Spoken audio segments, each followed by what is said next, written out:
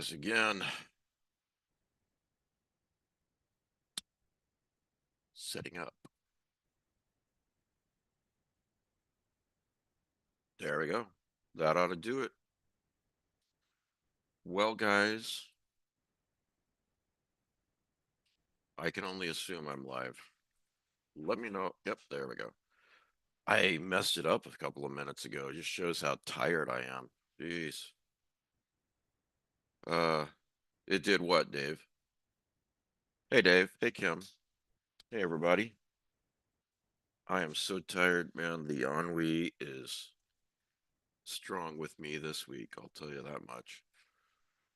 Man. Uh, yeah. So anyway, we do this every Thursday night, but you guys know that. You got a 20-second clip of me? I don't know what the hell I did. Hopefully the recorded version comes out okay. Oh yeah, so yeah. Hey Kelly. Hey everybody. Plus, I forgot to do the little email reminder to everybody until about 2 hours ago. So I don't know, maybe some of you regulars, my regulars out there didn't think I was doing it tonight or something. I don't know, but we're here. And how's my sound? Everything good? Looks good now. Okay. That looks better. So, all right. Well, thank you for putting up with me. And welcome to another Thursday Night Live. Thank you, Kim. As I was saying, the ennui is strong. The ennui is strong with me this week. And I'm just going to go with it. This will be a short one because, and I'll tell you why, because besides the fact that I'm so tired, Danielle had to work late. Excuse me. Danielle had to work late and she just got home. She was doing the parent teacher night um, tonight, and she got home about 20 minutes ago, something like that. So I really miss her and want to spend some time with her before she goes to sleep. Hey, Marianne, I was just thinking about you today that I owe you at least one email back that I haven't been able to get to yet. Sorry about that, but I do read them. Um, hey, Kelly, how's it going? Well, I'd like to recommend a couple of, we'll call them Thursday night books, okay? Uh, and I'll next Thursday I will go longer. But the first one, of course, I've mentioned several times off and on, and I've got it in print, and I saw it cheap once on Kindle, so I got it in Kindle too. And it's called The Dictionary of Obscure Sorrows. There we go. That's better. By John Koenig, Koenig. And it's just a beautiful little book. Um, it's about all these emotions that we as humans have that we don't really have words for. Let me read the about this book thing, okay? A little bit of it. The Dictionary of Obscure Sorrows is a compendium of new words for emotions. Its mission is to shine a light on the fundamental strangeness of being a human being, all the aches, demons, vibes, joys, and urges that are humming in the background of everyday life. Hey, Suzanne. For example, canopsia, the atmosphere of a place that is usually bustling with people but is now abandoned and quiet. Uh, hang on, I got a cat that's. Sorry, hang on. Scout, it's not her little girl. You okay?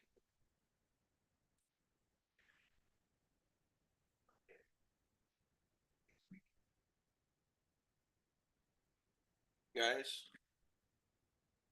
Say hi to Scout. She's one of the outdoor cats. Something just spooked her. She's been coming in. Bear with me a second because I'm gonna let her go outside if she wants. Scout, you want to go outside, sweetie? Come on, sweetie girl.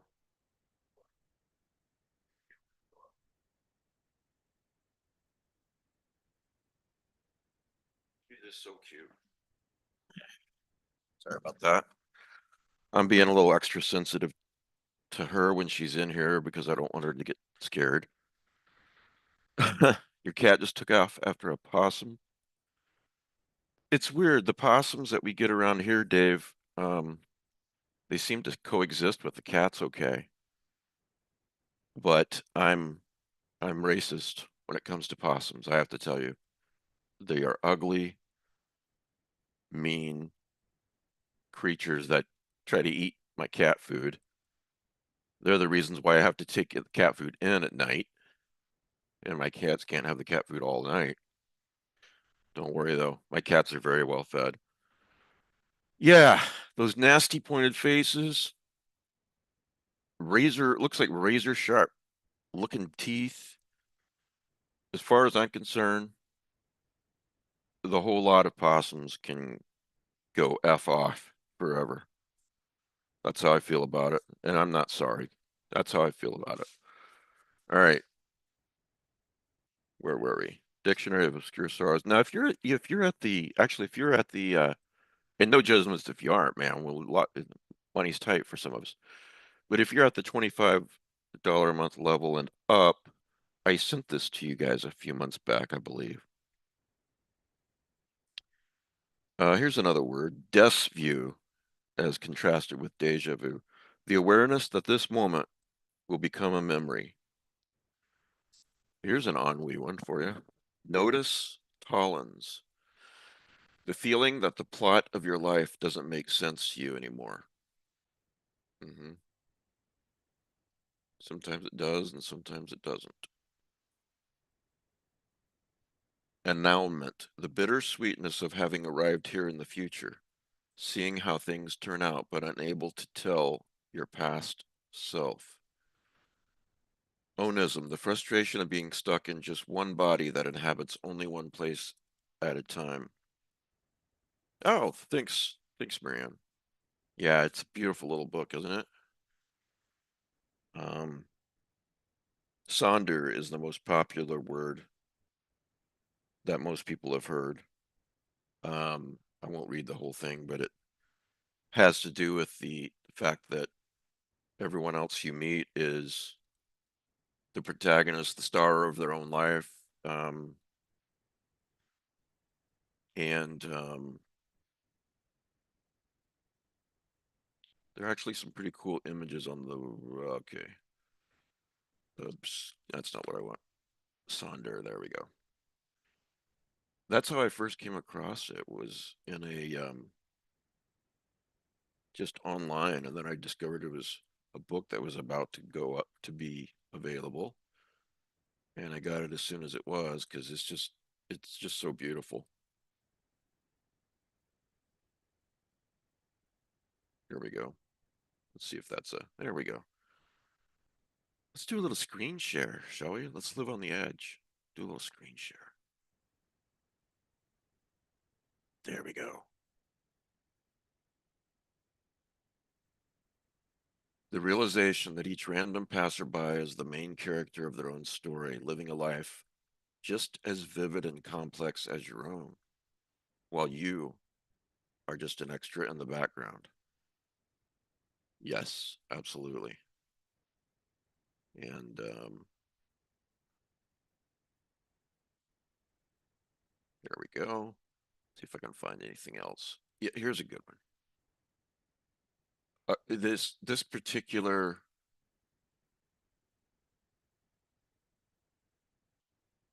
Yeah, I don't know if there we go. An epic story that continues invisibly around you like an anthill sprawling deep underground with elaborate passageways to thousands of other lives that you'll never know existed, in which you might appear only once as an extra sipping coffee in the background. as a blur of traffic passing on the highway, as a lighted window at dusk. Hey, Russell. Scout, you okay? Let me let her out, guys. I'll be right back. Sorry. It's all right. You can go out whenever you want to. Okay?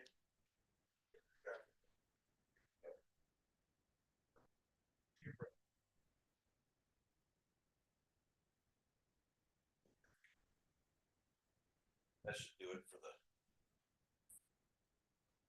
back pop. But, you know, might help if I stop screen share. There we go. You know, sometimes when I am watching a movie or a TV show and it shows like traffic going by on a highway or a road, it's that's what Sonder is. You this realization that so every time, every light that I see go past, every car that I see go past, that's a universe, that's a person full of hopes and dreams and just as vivid as me. So, in other words, other people are not NPCs. That's the short version. Yeah, hey Russell. This is going to be a short one, but yes. Um, Dave, yeah. 25 level, you get books on occasion. Um, are you on that level right now, Dave? Because if you are, I just sent you one. Should get to you next week. I messaged everybody at the $25 level and up to let them know that it was on their way. My AC is being really noisy. That it's on its way. Oh, okay. All right. And no problem, whatever level you're at, I appreciate it.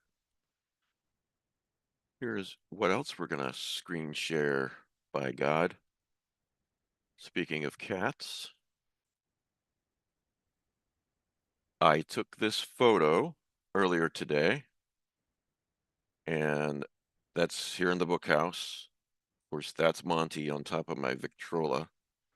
And then if you see right here, Dan Sauer, Sauer, of Jackanapes Press. Great press. You should check it out. He's also an artist. He sent me that.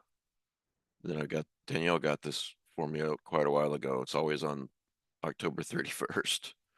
And then this one here is Mystery Theater, which I love. Let's make this bigger. Yeah, there we go. Monty working hard as usual. Oh, Kelly says, so in Portland we had the Sonder bar for the prayer breakfast. Prayer breakfast? I like the name Sonder bar though. Um, and then what else do I have over in this corner? Yeah, there's a little metal uh, poster, I guess, for lack of a better term, for the Buffy the Vampire episode Hush. And then I don't know if you can read that, but all we have to decide is what to do with the time that is given to us. So, so yeah, a little glimpse of my office there. Um, which I hope you like. Let me close that. Or let me stop screen sharing first. Okay. So saw a, uh, saw a video, YouTube video about the Ninth Gate movie, and it's making me want to watch it again. Um, Hi Monty. Uh, I'll take those cookies. Thank you. Um, but it talks about um some things in the movie that are easy to miss. Come here, buddy.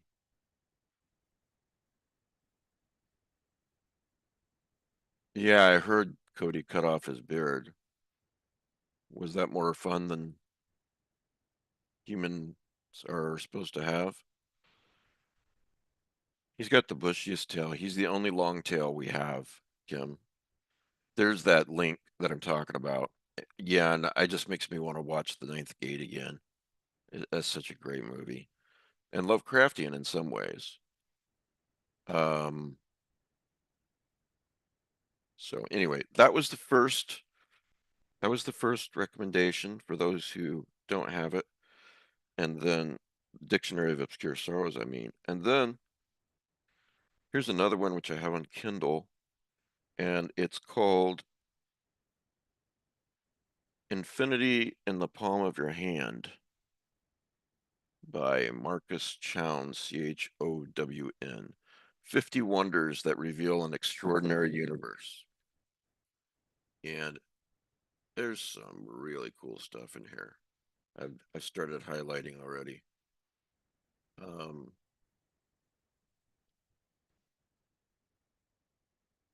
for instance, the fact that if you squeezed all the empty space out of all the people in the world, you could fit the human race in the volume of a sugar cube.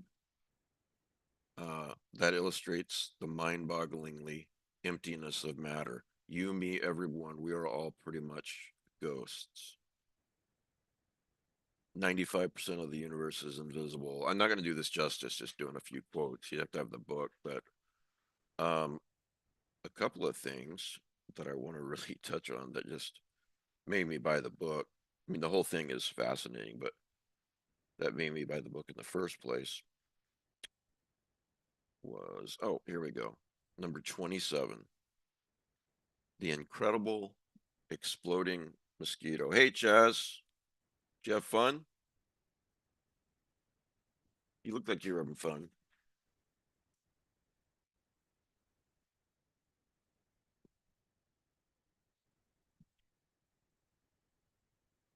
All right.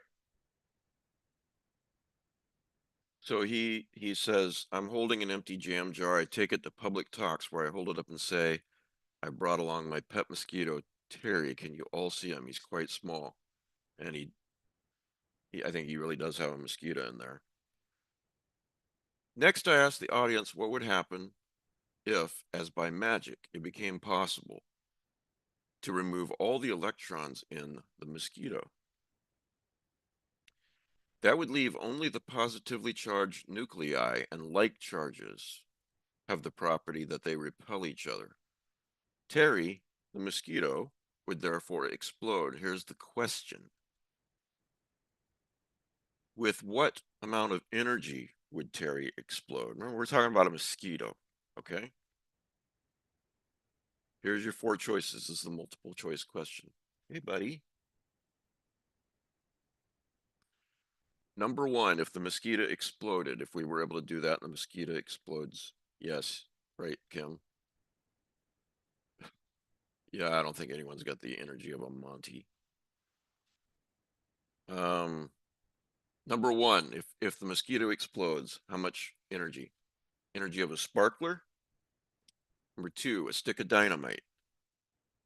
Number three, an H bomb. Number four, a global mass extinction. I'm going to wait 30 seconds here. You guys got to tell me which one it is. So, see, he never stays still. Lord. All right, so the mosquito explodes. Kelly says dynamite. Kelly says dynamite. Remember, the choices are a sparkler, stick of dynamite, an H bomb, or a global mass extinction. This is what happens when we remove all the electrons in Terry, which leaves only the positively charged nuclei. Philip says H bomb. I don't think we've seen you before, Philip. Welcome. You've tuned into a short one, but it's if you are new, this is we do this every Sunday at 6 Eastern. Oh, see what I'm talking about? Um, you just knocked over all my books. Okay. Um, where was I? Oh, 6 p.m. Eastern, 10 p.m. Eastern on Tuesday and 10 p.m. Eastern on Thursdays, which you probably know since you're here. Yes, I think Marianne knows a lot about this stuff. Um, and yeah, Chaz, Tuesday night read. I think everyone's firing me. They want to have you instead for Tuesday nights. All right, is everybody done? Because if the mosquito explodes, the actual scientific answer is a global mass extinction. That is equivalent to the energy of the city-sized asteroid that slammed into the Earth 65 million years ago and wiped out the dinosaurs. I know that's some mosquito, huh? That's a big Twinkie. The whole point of this is to emphasize the mind-boggling strength of the electromagnetic force that glues together the atoms in our bodies. Gravity appears strong, but electromagnetic force is stronger, not by a factor of 10 or 100 or even a million. It's stronger than the force of gravity by an astonishing factor of 10,000 billion, billion, billion, billion. So, yes, it's it's a really interesting book. Let's see what else we have here.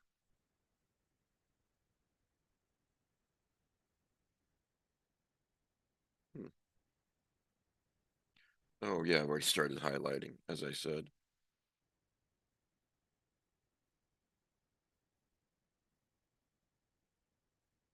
You are 1/3 mushroom, by the way.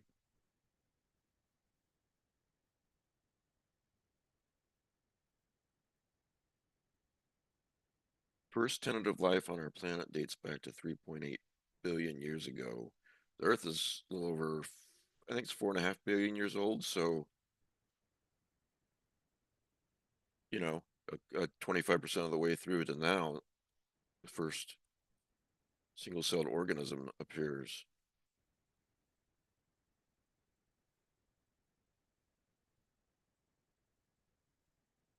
And another page, I'm still reading this, but talks about just why,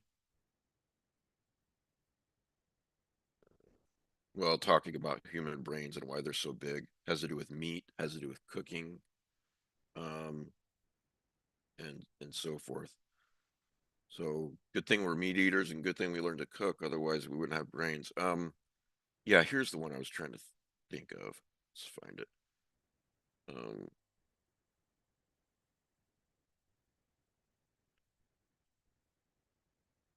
there was no change in the design of stone hand axes for 1 million years. Okay, so humans are around, right? Not strictly in this form, but getting there. Um, According to the names of scientists, paleoanthropologists refer to the period as the 1.4 million years of boredom. For about 60,000 generations, nobody thought of any improvement in the design of the stone hand axe. Today, by contrast, it's a wonder it's hard to keep up. Today, by contrast, we live in a world where we expect the iPhone to be revamped next year, let alone in a generation's time. But rarely, this is the real thing here, but rarely do we stop to reflect on how unprecedented the period in which we live is. For most of human history, nothing changed, or if it did, it happened at a glacial pace. I mean, think back to what,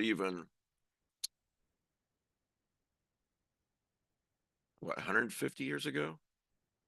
Is that about right? 1875, something like that. All the time humans been on the planet, 150 years ago, we didn't have cars. And look at the difference between there was like one or two cars for every what 9 horses in 1905, right? By 1915, that percentage flipped. I mean, we are really living in an amazing time the last 100 years. So, yeah, anyway, it's a really good book. I'm really enjoying it. It's called Infinity in the Palm of Your Hand. And so, for those of you who came in late, I was talking about this one earlier, the Dictionary of Obscure Sorrows. Um, yeah, good point, Kelly. Or, sorry, Kim. And meanwhile, we'll still recognize a hammer from 2,000 years ago. So, I got one other thing, and then, like I said, I'm going to go to bed early with my beautiful wife. And I want to share this with you because talking about ennui and so forth earlier, and how I've been feeling this week, and how I think most of us artistically inclined feel sometimes. Um, this is a few panels from a comic that I first read when I was a kid, like 1986, and it's stars the Phantom Stranger, which all you have to really know is he's a very enigmatic character in DC Comics, and nobody really understands where he came from, what his real powers are, anything like that. It says that, except that he's a good guy. And so to set this up in the modern day, and it looks like New York City, meaning the 80s, this kid who is in a gang, his gang betrays him and beats the crap out of him. And so the Phantom Stranger happens along. So I'm going to screen share this with you because I love it so much. By the way, this one was written by Alan Moore. So, so there, the Phantom Stranger um, finds him. He says, "Take my hand. The night is black, but I can help you. I understand the terrible hurt you've suffered." He says, "Understand? You don't understand nothing, okay? I just took a fall is all." One of the things the Phantom Stranger is kind of a thing that he says when people ask who he is. He says, I'm but a stranger." And so the kid goes, "Anyway, are you trying to pick me up or something? I mean, do I know you?" And he says, "No, I'm but a stranger," as he usually does. But then the change here is in the middle panel, "As are we all." And I really loved this the first time I read it, and 40 years later, I still love it just as much, if not more. Lonely inside our separate skins, we cannot know each other's pain and must bear our own in solitude. For my part, I have found that walking soothes it, and that, given luck, sometimes we find one to walk beside us, at least for a little way. So if that doesn't mean anything to anyone but me, that's okay, but I really wanted to share it. Um,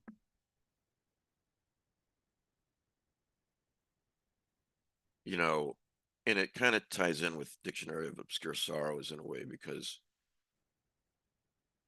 no matter how hard we try, we're all trapped inside our separate skins. And no matter how we try, we can never really know what it's like to be another person. It is important to try. It is important to try and empathize. Um, Kim says, "I saw a meme once that said we are all just walking each other home." I like that. Yeah, I like that a lot. Thanks, Kim. Um, so as I said, this one's shorter than normal. Danielle had to work late, so I really want to go be with her before she goes to sleep. But there are a lot of podcasts this week and this weekend. And tomorrow, Friday at 4 p.m. Eastern, I'm interviewing Michael Wehunt, who is the author of um,